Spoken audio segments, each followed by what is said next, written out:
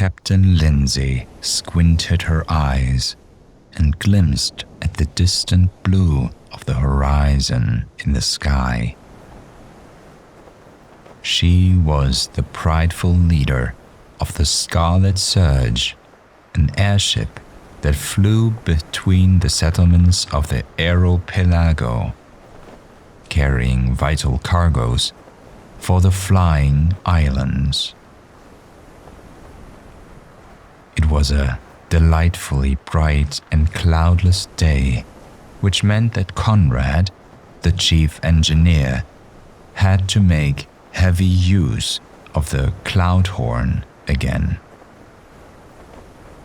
It ensured that the Scarlet Surge was always surrounded by a cloudy cover, concealing it from the eyes of the people on the Earth's surface. Old Conrad had designed this fine cylindrical exemplar himself in the course of his frequent tinkering below deck. Each of the flying islands in the archipelago had its own cloud horn, of course, each one of unimaginable scale, but none was as sophisticated and efficient as that one of the Scarlet Surge. The airship was a magnificent sight, with its wooden body clad in scarlet red, its immense fabric sails, and the silky, shining wings on its sides that grew out of the ship's skeleton like a convex reflection, whipping the ship through the drag with slow and massive wing beats. While Captain Lindsay stood at the ornate railing of the bow, Lewis, the Scarlet Surge's first mate, handed her an extendable pair of binoculars. He was a young man of few words, but he had a strong sense of loyalty towards Captain Lindsay. Captain Lindsay put the binoculars to her eyes and gazed at the blue of the horizon. The view was crystal clear. Their next destination was Emerald Island, carrying their cargo of fine fabrics and exotic spices from Ruby Island. Landing on Emerald was a tricky task, as its infrastructure was still underdeveloped, and the thick forests upon the mountainous landscape constituted a natural spiky obstacle for landing. While it would require skillful maneuvering, Captain Lindsay was experienced enough not to worry at all. The challenge would be rewarded, for Emerald Island was known for having plentiful and rich resources, such as anchorite, the valuable mineral used as the fuel of airships. The crew would replenish their supply of anchorite before departing. Through her binoculars, the captain now spotted in the faraway distance the floating Emerald Island with its soaring mountaintops and the artificial cloudy fog below the ground. After instructing Lewis to prepare for landing, the wings on the side of the airship began to beat more rapidly. As they approached the floating land, the captain could see the green forest and the white smoke rising up from the chimneys of the small houses built in the valleys. She saw the colorful roofs of the building and the fluttering flags of the windmills, the sign of civilization. As they came closer, the captain saw the people waving at them, welcoming them. They were young and old alike, dressed in colorful clothes. Some were even wearing traditional costumes from the ancient times. Each of the islands in the archipelago had its own clothing and customs.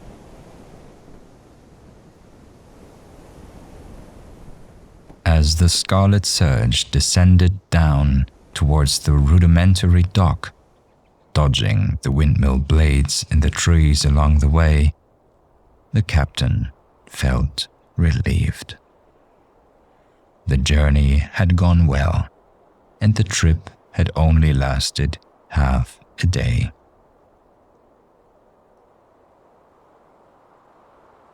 The friendly crowd of villagers approached the airship and welcomed Captain Lindsay and the crew with open arms.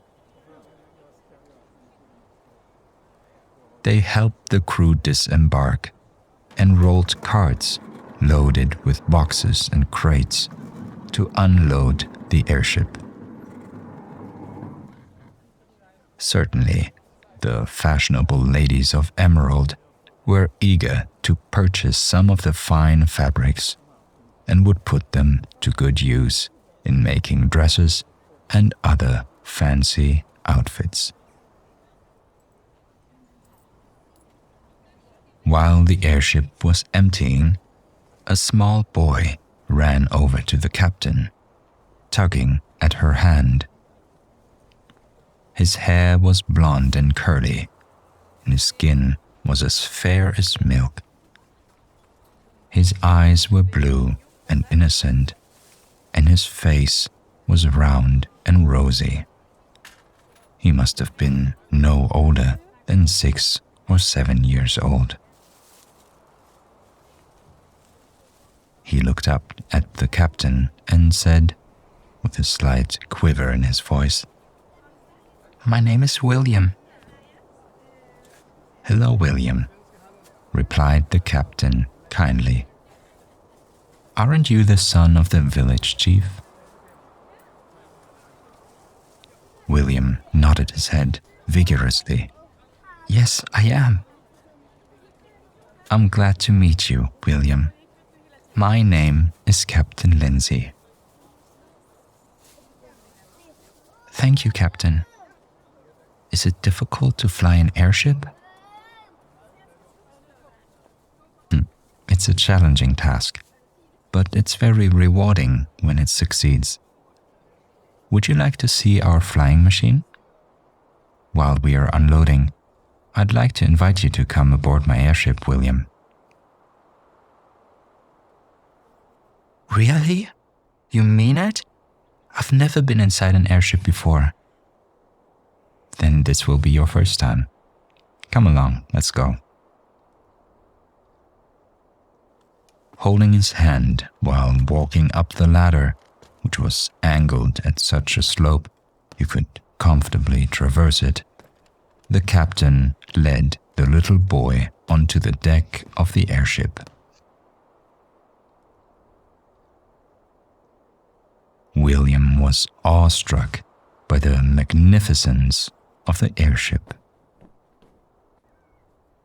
Everything about it seemed to be bigger than life. He looked up at the enormous wings that stretched out like giant hands from the sides of the ship. Then he stared at the tall mast, and finally He gazed at the vast sail, billowing in the wind. The entire structure of the ship was covered in wood. From the rails to the deck, every inch of the airship was fashioned from beautiful, polished wood. Even the mast was a work of art, made of two large pieces of wood joined together at the top and intricately carved with geometric patterns. The captain led William to the railing of the bow, where she pointed out the different features of the ship to him. "This is the prow," she said, indicating the pointed tip of the ship. "It's called the beak." The airship was a masterpiece of engineering and artistry, and it was the pride of the collective archipelago.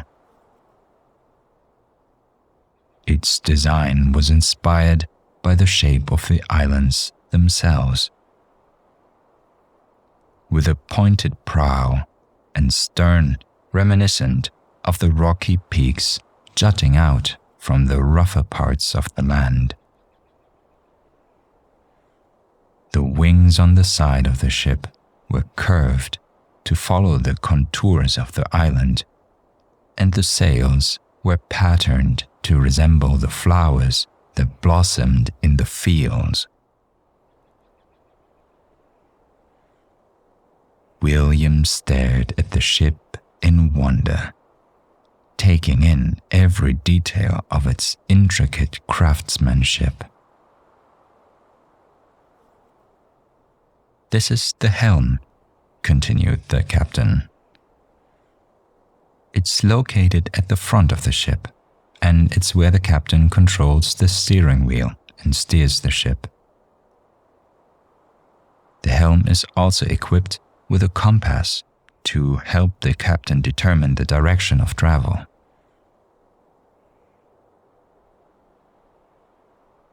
She walked him over to the helm, where she demonstrated how the steering wheel worked. Then she showed him the compass, explaining what it did and how it functioned. "Wow, I can hardly believe that something so big can float in the sky." "We call it the airship, not the skyship," the captain laughed. "Now, I'll show you the bridge, which is right behind the helm. We use this room to navigate and steer the ship. The bridge is also equipped with a compass."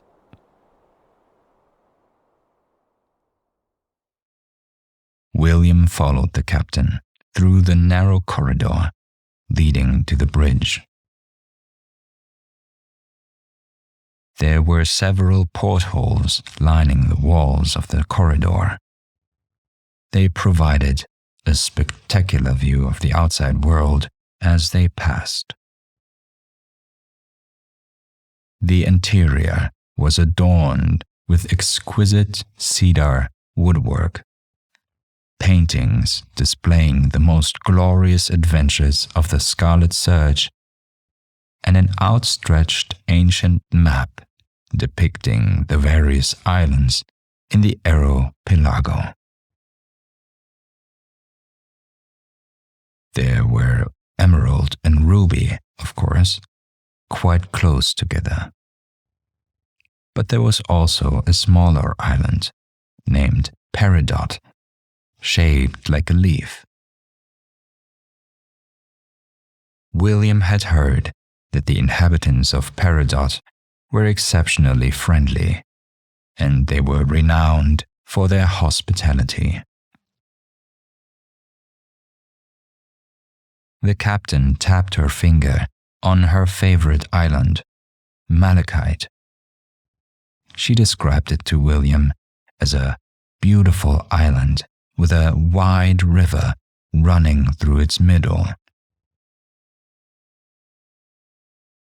The river was home to many waterfalls and gushing rapids. Both sides of the river bank were densely forested. The trees were tall and majestic, and the animals were living in harmony with the natives. William listened with rapt attention.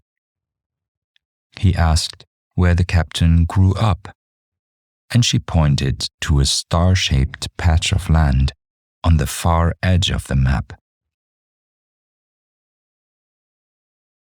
I was born in Carnelian. My parents lived there, and so did my grandparents. It is not a prosperous place, but community spirit is very important to us. When my father died, my mother became the leader of the community. She cared for everyone in need and always gave her best effort in everything she did. She taught me to do the same. Endurance, leadership, and courage are of highest esteem on the Carnelian island. I try to represent those values as captain myself. William looked at the captain with admiration. You must be a brave lady, Captain. Bravery comes with experience, the captain replied. Let me show you the bridge. They stepped inside. The room was filled with instruments that controlled the navigation and steering of the ship. In one corner of the room sat a leather chair with a high backrest, facing a desk with a compass mounted on the wall above it. This is the navigation room. The captain sits here, and she uses these dials to read the position of the airship. What are these? These are the instruments that measure the speed of the ship, the height of the sun, and the temperature of the air. These are the compasses that point to north and south, and these are the chronometers that tell us the time. Do you mean a clock? The captain laughed. I suppose you could call them clocks. In any case, they keep track of time. But what powers all this? How does it work? Very good question, young man. The answer lies in the so-called extraction room. Let's see it.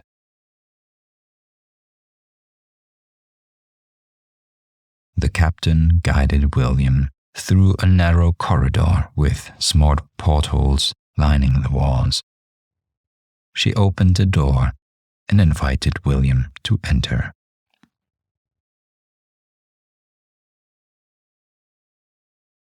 The extraction room was dark, except for a faint brown glow emanating from a cylindrical blue-gray metal basin in the center of the interior. On the far wall side stood a cart of rocks with the color of roof tiles, their rough surface as if covered with brown rock candy. From them radiated the same glow as from the contents of the metal cylinder. A complicated-looking device, about the height of William, was attached to and stretching across the wall, and was connected to the basin by some sort of metal cable. It had 2 rows of solid, clear steel on the top and the bottom. It was also emitting a low humming sound. The room smelled slightly smoky, with a faint incense-like scent. What you see here is our osmium oven, explained the captain. Osmium is a heavy, silvery metal.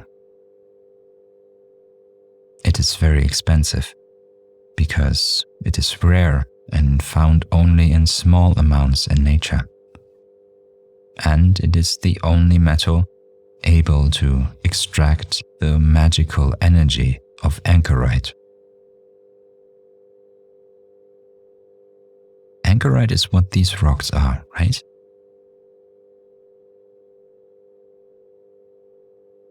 They are not rocks, they are minerals, William.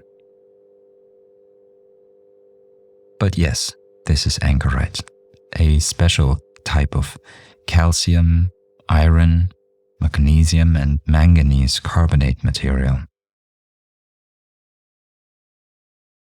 Anchorite is very hard and dense, and it contains the greatest amount of magic per weight of any substance known. That's why it's so valuable. It can also only be produced naturally by lunar diagenesis. It can also only be produced naturally by lunar diagenesis. This is a complicated term, which just means that the fresh spring water in the mountaintops reacts with the rock under bright moonlight, forming tough, magical anchorite. Fortunately, with its highland landscape, your home, Emerald, carries lots of it. It's even more concentrated here than anywhere else. Can I touch it? Of course. It won't burn you, and it won't hurt you. Go ahead. William took a handful of the choppy pebbles and rubbed them between his fingers. The pebbles felt warm and almost alive. And this is what powers the airship? The captain pointed to the device on the wall. Yes, this is what this machine does. It's called an undulating force transmuter. Don't ask me how it works, the captain added with a laugh, when William frowned his face in utter confusion. My brilliant chief engineer, Conrad, has designed this thing. It transforms the anchorite's magic into whatever we might need it for. Be it the ability to fly, activate our cloud horn, or operate the steering wings.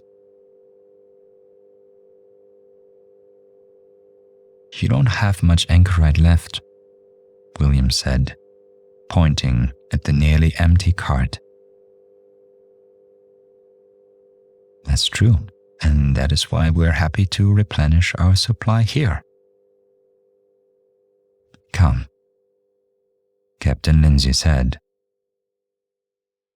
The crew must have probably emptied the ship by now, considering I don't hear their footsteps anymore. And your father might wonder about your whereabouts. The two disembarked from the airship.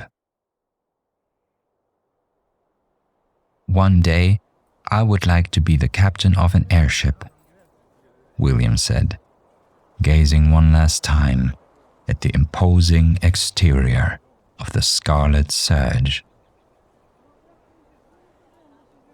The captain leveled her eyes with William and gave him a warm smile. "Then you will be the best captain ever.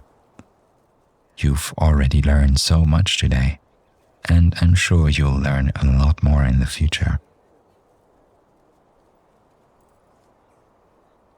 Lewis and Conrad joined the captain, and they boarded the ship once more.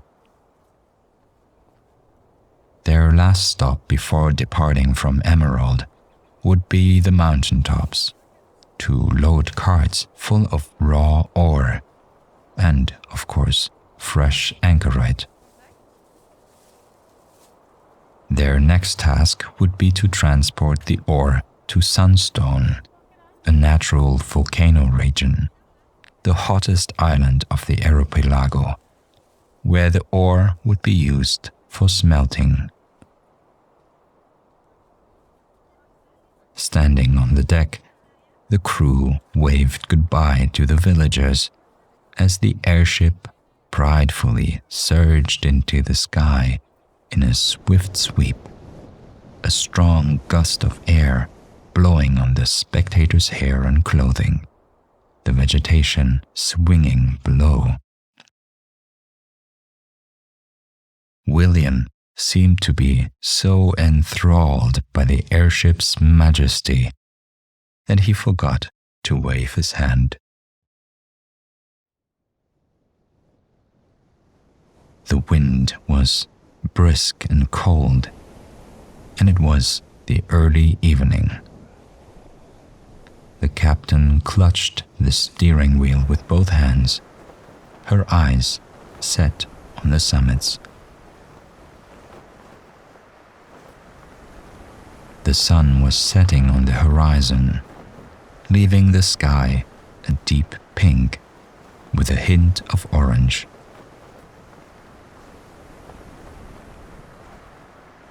As the airship approached the summit, the crew gathered around the helm to take in the scenery. Ahead lay a breathtaking, vast valley.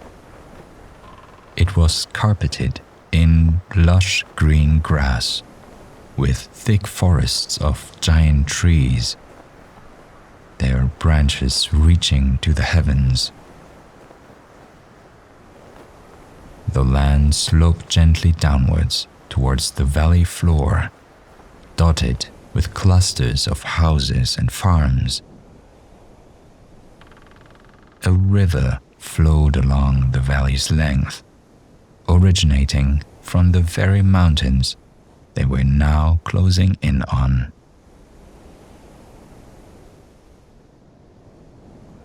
You could now hear the familiar sound of pickaxes being repeatedly struck on ore and the rustling of the fresh spring.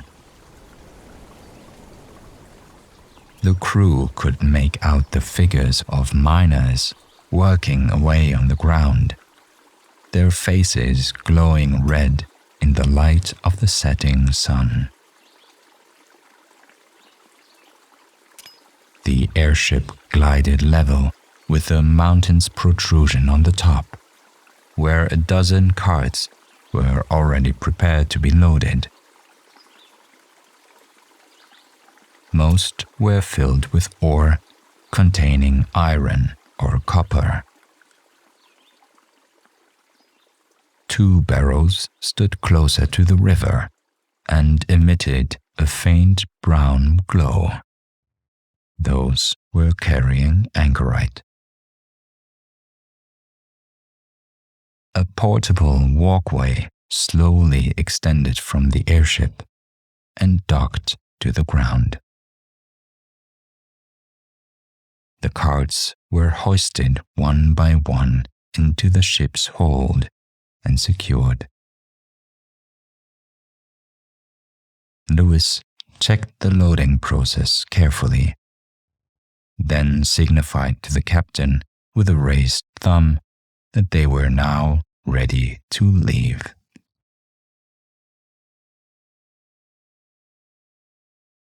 As the walkway was retracting again, the airship sunk a few meters before the wings picked up and lifted the airship up and to the side.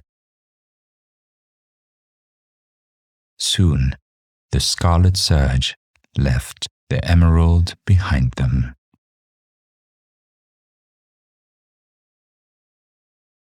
The ship flew under a full moon that night. No doubt, a fresh batch of magical anchorite was forming in that very moment in time as the crew went to rest, gently gliding towards the next destination of many more to come.